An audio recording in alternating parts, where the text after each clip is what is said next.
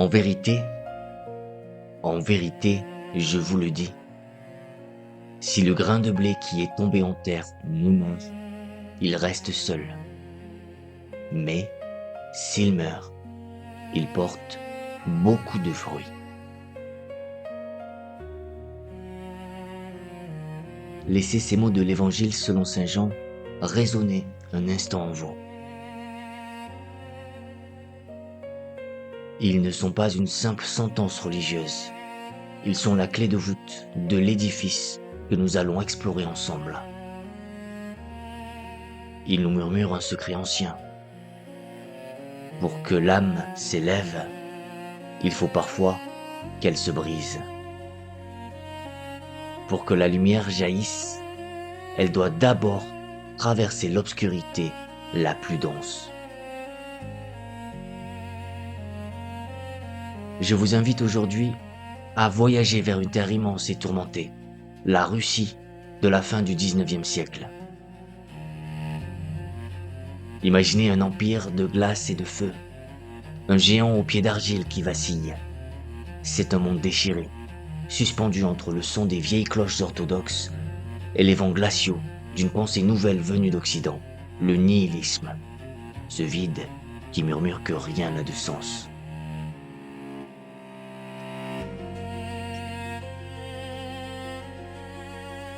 C'est là, au bord de ce précipice, que se tient un homme, Fiodor Dostoïevski. Il est au crépuscule de sa vie. Il sent le souffle froid de la fin approcher. Mais avant de partir, il doit livrer son dernier combat, son chant du cygne. Avec une urgence fiévreuse, il écrit Les Frères Karamazov. Ce n'est pas seulement un roman, c'est un testament. C'est la tentative désespérée et sublime d'un homme qui cherche à réconcilier une dernière fois la foi brûlante et la raison glaciale. Nous voici arrivés dans la petite ville de Skoto-Prigonievsk. Poussez la porte de cette maison sombre. Ce que vous allez y voir n'est pas une famille au sens où vous l'entendez. Les Karamazov sont ce que l'on pourrait appeler un assemblage fortuit, un accident du destin. Regardez-les bien, ils sont un laboratoire vivant. Dans cette maison, l'auteur a enfermé toutes les passions humaines pour voir ce qui survivra à l'explosion. Car ne vous y trompez pas, l'histoire que je vais vous conter a l'apparence d'un drame criminel. L'histoire sordide d'un père et d'un fils. Mais ce n'est qu'un masque. En réalité, se livre le théâtre de la plus grande guerre qui soit. Comme Dostoïevski nous l'enseigne, le cœur de l'homme est un champ de bataille. Et c'est là que Dieu et le diable se disputent votre âme. Êtes-vous prêt à regarder la boue pour y trouver, peut-être, une étoile?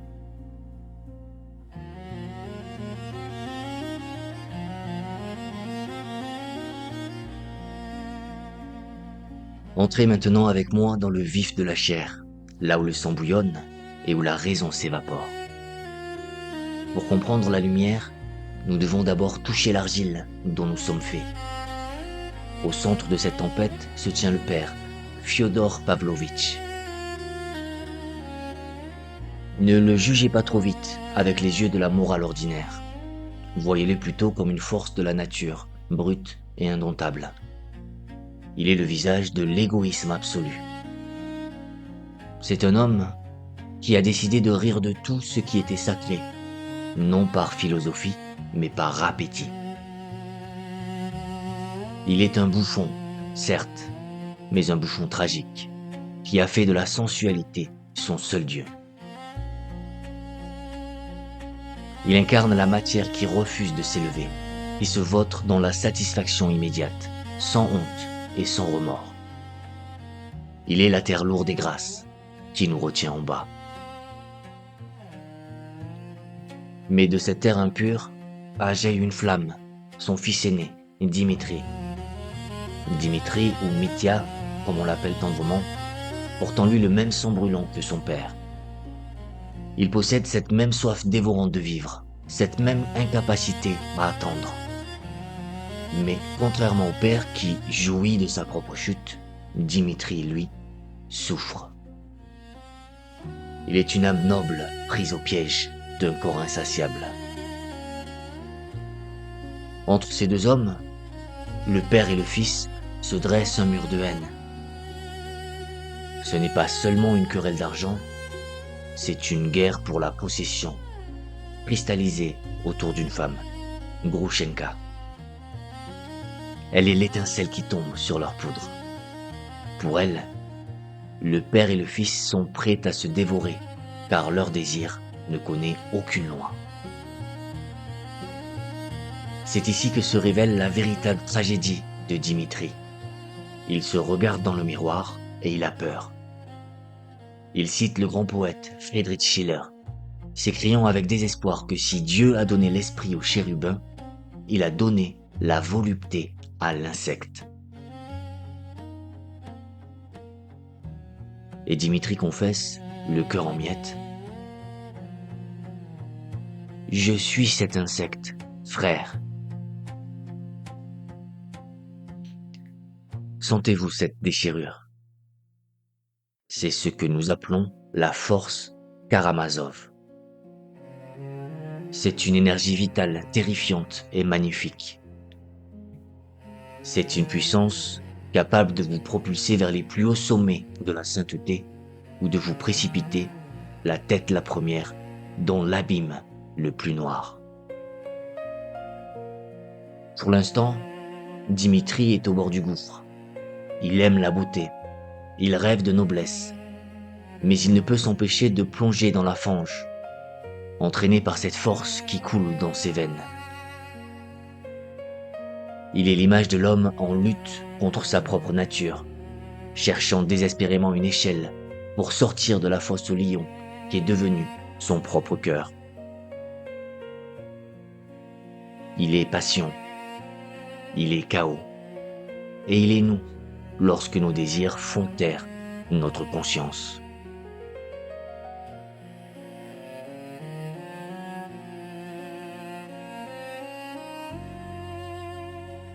Quittons maintenant la fournaise des passions charnelles pour entrer dans un lieu plus froid, plus silencieux, mais tout aussi redoutable. Le palais de l'esprit. Si Dimitri est le feu qui brûle, Ivan, le second frère, est la glace qui tranche. Je vous présente Ivan Karamazov. Il est l'homme de la raison, celui qui porte le fardeau de l'intelligence. Il regarde le monde avec ce qu'il appelle un esprit euclidien, une logique terrestre, implacable et droite. Il veut comprendre. Il exige que l'univers ait un sens pour que l'homme puisse saisir ici et maintenant. Mais plus il regarde, plus il se heurte à un mur infranchissable. La souffrance de l'innocent. Ivan ne peut pas fermer les yeux sur les larmes des enfants. Pour lui, aucune harmonie céleste future, aucun paradis éternel ne pourra jamais justifier la torture d'un seul petit être sans défense. C'est dans le silence d'une auberge qu'Ivan confie à son jeune frère, Alyosha, son grand secret. Un poème qu'il n'a jamais écrit, mais qu'il porte en lui. La légende du grand inquisiteur. Écoutez cette parabole, car elle est le cri déchirant de la liberté humaine. Ivan imagine que le Christ revient sur terre au XVIe siècle à Séville, au moment où les bûchers de l'Inquisition flambent le plus haut. Le peuple le reconnaît, pleure de joie, mais le grand inquisiteur, un vieillard de 90 ans, le fait arrêter et jeter au cachot. Dans l'obscurité de la cellule, le vieil homme accuse le Christ. Il lui demande: « Pourquoi es-tu venu nous déranger ?» L'argument de l'inquisiteur est terrible et fascinant. Il reproche à Jésus d'avoir offert à l'humanité le cadeau le plus dangereux qui soit, la liberté. Il affirme que l'homme est trop faible, trop vil pour supporter le poids du libre arbitre. L'homme ne veut pas choisir entre le bien et le mal. L'homme veut du pain et de la sécurité. Il veut s'agenouiller devant une autorité qui lui dira quoi faire. Nous avons corrigé ton œuvre, dit l'inquisiteur au Christ. Nous leur avons donné le bonheur de troupeau en échange de leur liberté. Et face à ce flot d'accusations, le Christ ne répond rien. Il s'approche simplement du vieillard et dépose un baiser sur ses lèvres exsangues. Mais Ivan, lui, ne peut pas se taire. Il reste prisonnier de sa logique. Il se tourne vers son frère et avec une douceur qui masque un désespoir infini, il prononce cette sentence qui résonne encore à travers les siècles. Ce n'est pas Dieu que je n'accepte pas, Alyosha. C'est son monde. Et je lui rends respectueusement mon billet d'entrée.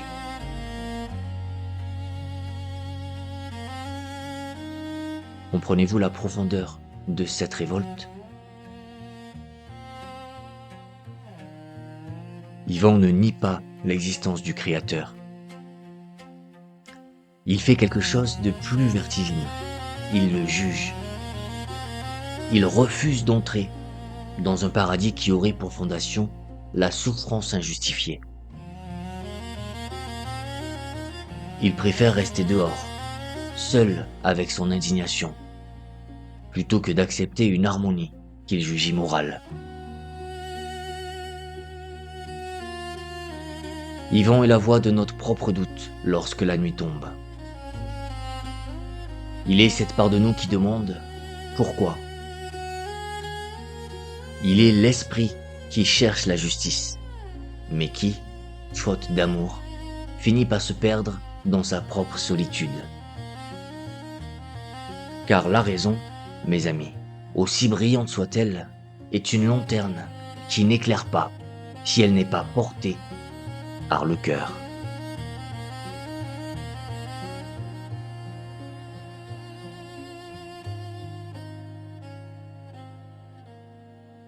Mais une idée, mes amis, ne reste jamais longtemps suspendue dans le ciel de l'esprit. Tôt ou tard, elle doit descendre sur terre. Elle cherche des mains pour s'incarner. Et c'est là que la tragédie cesse d'être un débat pour devenir du sang. Pour comprendre comment le tonnerre a frappé, regardez les deux autres visages de cette fratrie. Ils sont l'ombre et la lumière.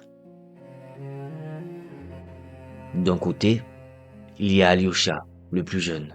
C'est le novice. L'homme de la robe noire, mais au cœur transparent. Il ne juge pas. Il traverse la boue des Karamazov sans jamais se salir.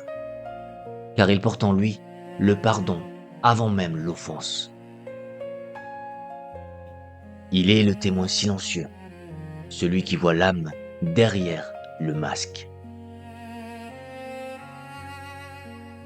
De l'autre côté, tapis dans l'ombre des cuisines, il y a Smerdiakov. Il est le quatrième frère, le fils illégitime, le valet épileptique. Si Ivan est l'intelligence fière, Smerdiakov en est la caricature grimaçante. Il est le singe d'Ivan. Il écoute les grandes théories de son demi-frère, mais il n'en saisit pas la douleur. Il n'en retient que le venin. Souvenez-vous de la terrible formule d'Ivan. Si Dieu n'existe pas, tout est permis. Pour Ivan, c'était un cri de désespoir. Pour Smerdiakov, c'est devenu une permission. Dans la nuit noire de l'âme, le passage à l'acte se produit. le vieux père, Fiodor, est assassiné. Le monde entier tourne son regard vers Dimitri. N'avait-il pas menacé de tuer son père? N'était-il pas fou de rage et de jalousie? Les apparences l'accablent. On le retrouve les mains souillées, courant dans la nuit. La justice des hommes, qui est souvent aveugle, s'empare de lui. Pourtant, la vérité est plus terrifiante encore. Ce n'est pas la passion brûlante de Dimitri qui a frappé. C'est la logique froide de Smerdiakov. Le valet a tué le maître, persuadé d'accomplir le vœu secret d'Ivan. Il a cru obéir à la loi nouvelle, celle où la conscience n'existe plus. Arrêtez-vous un instant sur ce mécanisme vertigineux. Voyez comment le mal se tisse, fil après fil, entre les hommes. Qui est le véritable meurtrier? Est-ce le père, dont la vie impure a semé les graines de la haine?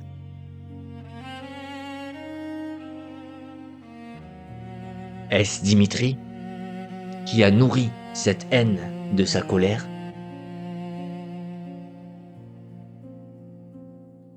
Est-ce Ivan, qui a donné à cette haine une justification intellectuelle, armant le bras du crime sans jamais le toucher?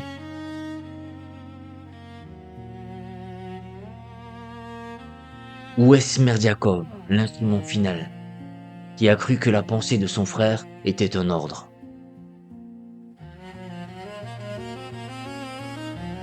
Dostoïevski nous révèle ici une loi spirituelle implacable. Nous sommes responsables des pensées que nous semons dans le cœur des autres. Ivan pensait jouer avec des concepts, mais ces mots sont devenus des poignards. Au milieu de ces ruines, seul Alyosha reste debout. Il est le témoin impuissant de cet effondrement. Il voit ses frères se détruire, non pas par méchanceté pure, mais parce qu'ils ont perdu le chemin qui relie l'esprit au cœur.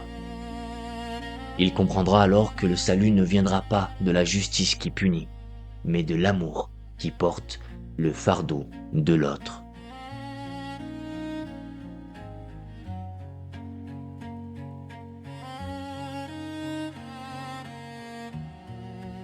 Venez à présent dans la salle d'audience, là où le monde prétend en rendre la justice. Le procès de Dimitri Karamazov commence. On y pèse les faits, on y analyse des indices, on y examine des taches de sang. Mais tandis que les juges s'apprêtent à condamner un innocent, un autre tribunal, bien plus redoutable, se dresse dans le secret des âmes. Regardez Ivan. Sa raison, qu'il croyait être un bouclier d'acier, se fissure. Il sombre dans la fièvre. Dans la solitude de sa chambre, il est hanté par une hallucination.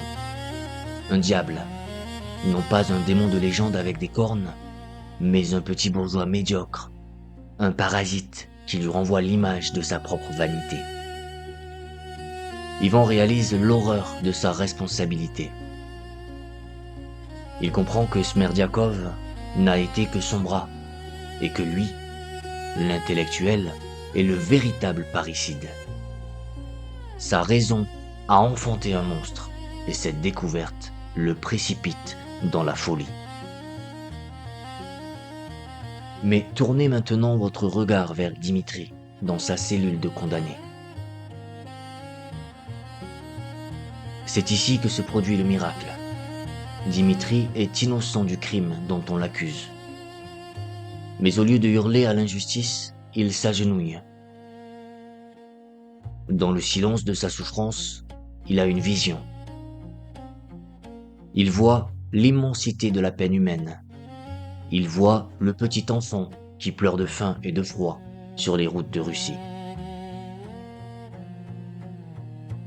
Dimitri comprend alors qu'il ne s'agit plus de savoir s'il a frappé son père ou non.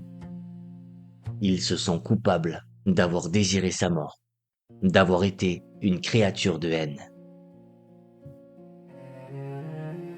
Une lumière nouvelle éclaire son visage. Il accepte les travaux forcés en Sibérie, non comme une punition, mais comme un chemin. Il veut souffrir pour tous, pour le péché du monde, afin de faire renaître en lui l'homme nouveau. Il passe de la révolte à la gratitude. C'est ici que résonne la sagesse la plus profonde de Fiodor Dostoïevski, portée par la voix du saint vieillard, le starets Zosim. Écoutez bien cette vérité, car elle peut changer votre regard sur chaque être que vous croisez.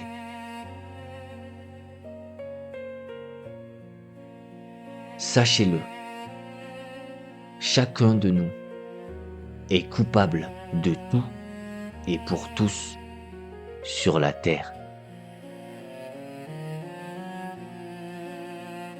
Cette phrase semble un fardeau, mais elle est en réalité le plus beau des baumes. Elle signifie que nous ne sommes pas des îles isolées. Nous sommes les fils d'un même tissu. Si je fais le mal, le monde entier s'assombrit. Mais si je fais le bien, si j'aime, je soulage la peine de l'humanité entière. La justice des hommes cherche un coupable pour clore un dossier. Mais la justice du cœur, elle, cherche la solidarité. Dostoïevski nous enseigne que l'amour actif est un travail rude et terrible, bien plus difficile que l'amour rêveur des poètes. C'est un amour qui se donne sans rien attendre, qui accepte de porter la croix de l'autre. Dimitri, en acceptant sa condamnation, devient libre. Ivan, en restant dans sa logique, devient prisonnier. La rédemption n'est pas l'absence de douleur. C'est la découverte que notre douleur peut devenir une source de vie pour les autres, si seulement nous acceptons de ne plus être seuls.